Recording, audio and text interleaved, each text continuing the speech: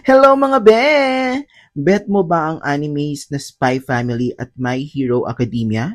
Nako, umorder ka na sa McDelivery app ng McDo para makakuha ng McDelivery exclusives Happy Meal Uno cards na Spy Family at My Hero Academia.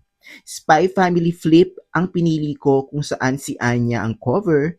Kapag regular Uno cards ay si Lloyd ang cover. Sa Uno Wild naman ay si Yor.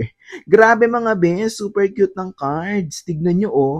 Kung fan ka talaga ng anime, hindi lang ng Spy Family, pati na rin ng My Hero Academia, tapos mahilig ka pa sa mga card games, katulad nitong Uno, ay siguradong may enjoy nyo ang next game with your friends and family.